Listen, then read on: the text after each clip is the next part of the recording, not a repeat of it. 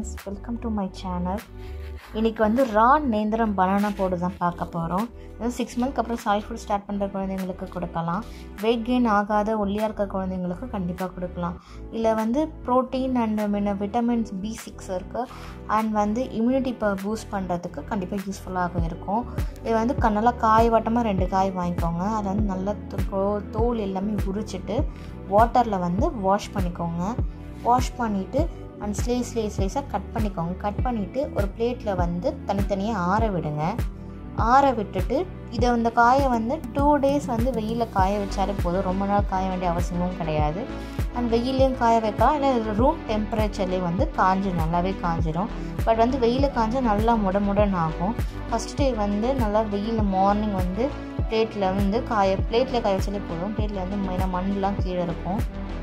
ஒரு சேரில் வந்து பிளேட்டில் வச்சுட்டு நல்லா ஒரு கிளாத் போட்டு மூடி வச்சிட்டிங்கன்னா நல்லாயிருக்கும். இது பாருங்கள் எப்படி இருக்குது பாருங்கள், நல்லா இருக்குது. அதுக்கப்புறம் இது எப்படி கிளாத் வச்சு மூடனா இது மாதிரி தான் வந்து நெட்டட் ஷால் மாதிரி இருக்குங்க. நெட்டட் போட்டிங்கன்னா கொஞ்சம் நல்லா வெயிலும் படும், நல்லா சீக்கிரமாக காய்ச்சிடும்.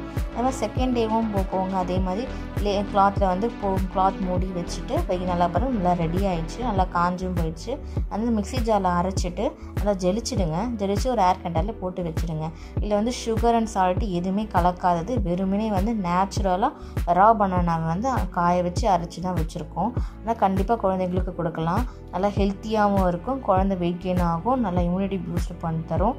குழந்தை வந்து ஆரோக்கியமாக கண்டிப்பாக இருக்கும். இதில் வந்து சுகர் அண்ட் சால்ட் கண்டிப்பாக இருக்காது.